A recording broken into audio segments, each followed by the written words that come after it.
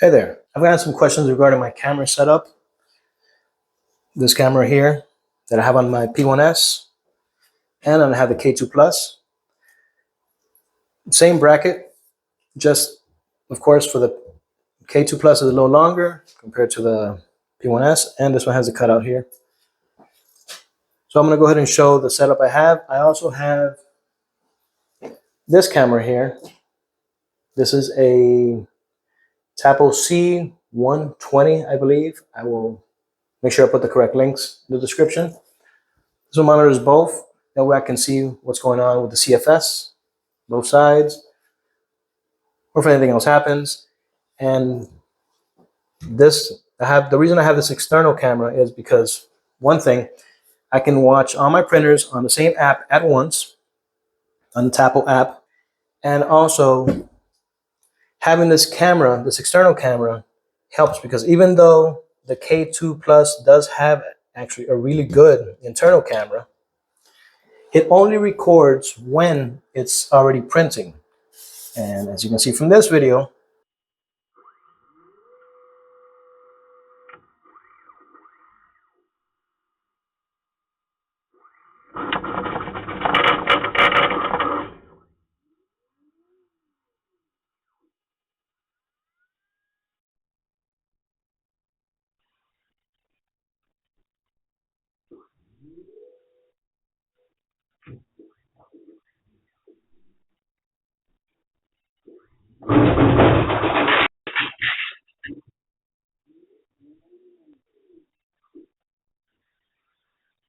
there can be errors that come up or something happens that your internal camera will not capture.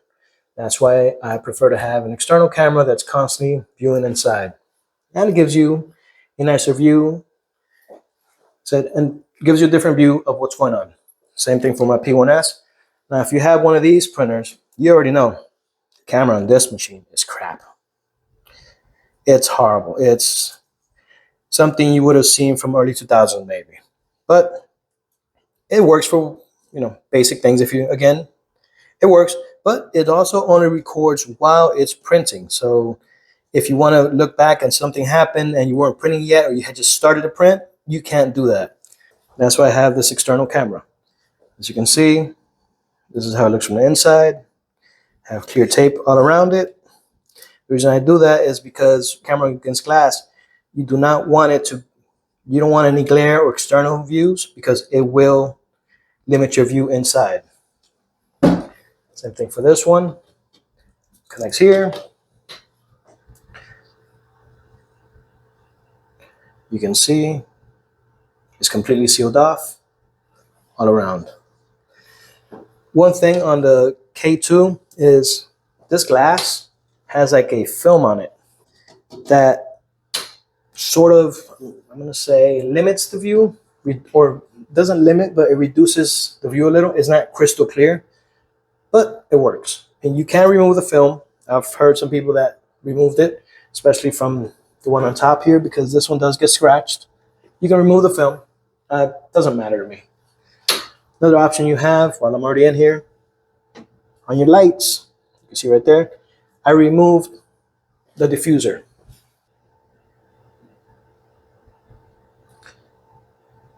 The diffuser was removed from there and from the inside. There you go. That's the inside one.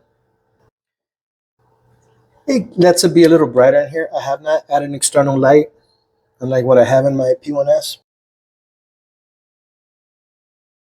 So now I'll go ahead and show you how to print the bracket, how to put your camera on. As you can see, this one, I don't have the extra little nub here. I completely removed it. The only port you have is this little plug here. This does require external extra modification on your part. First, I'm going to show. So this is my camera. This is the setup I use. This is attached to the glass. I have a couple options here. This is for my P1S or X1C. This will work too. And I will also put a video showing how I fix the camera, because it does have, this is the Tapo C110. When it goes into night mode, which if it gets a little dark inside the printer, if you don't have good lighting or you turn your lights off, it'll turn on the sensor, the infrared sensor, and it'll cause glare on the glass. So I will show how to remove that option. You have a couple ways.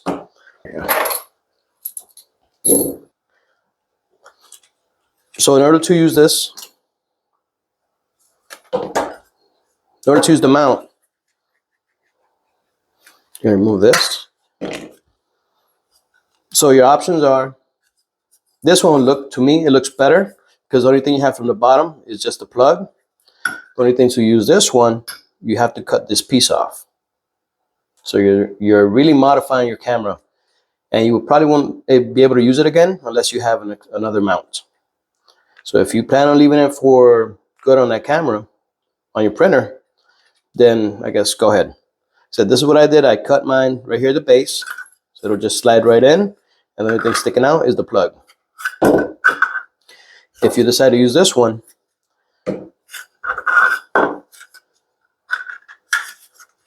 so the reason this has this is because when you have it close to the glass, you want the least amount of external light penetrating, otherwise it's going to cause a glare.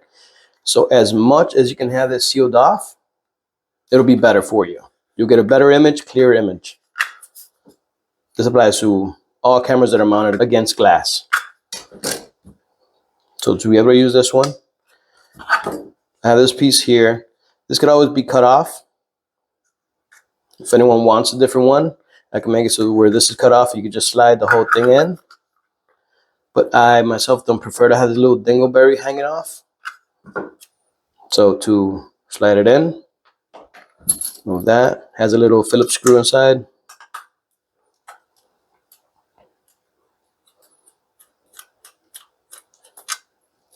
Move this part. Now all you have is hanging this part here. So just slide it in.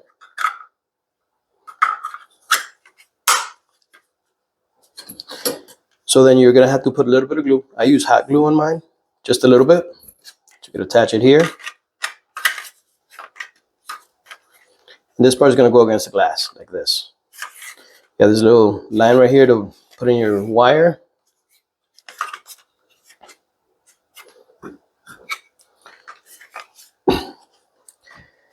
To attach it to the glass, you might have different options. I like to use double-sided tape. So I'll just run a piece here, cut some little strips on the sides. Like I said, because you want it completely sealed off so you don't get an external light coming in, which can cause glare. The better sealed off you are, the better your image will be. This little cut right here, because that little cut, you would have to put, I would recommend that you put a piece of tape or something, maybe black tape, electrical tape or anything, just to cover it, because that little light, if you have some strong light coming from the bottom, it will cause glare. So once you have it on,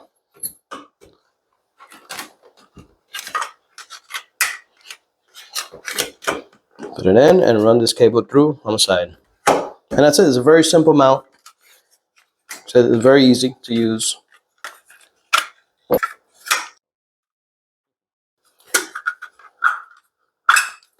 If you decide to use this one, which is a sealed off one, you could actually glue that ahead of time here, put it on.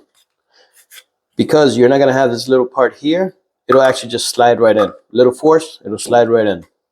Makes it a little easier to use. Again, if you use this, the completely sealed off one, you don't have to worry about tape. Just make sure you sealed off the sides, and you'll be good. I'll show an example of how it looks on my printer. So this is how I have it on the P1S. This is on the K2. As you can see, it's angled. It's not straight on, it's angled a little down. As you can see on the bottom, this is the one that I use. It's completely sealed off. To me, it looks better, cleaner look. You don't have that little part hanging off. I like the view. And I also like having all my cameras in one single spot instead of having to click between different apps. So in this way, I have my P1S, my K2, and my A1 all on the same app. They all have their own external camera, and it's easy to use and manage.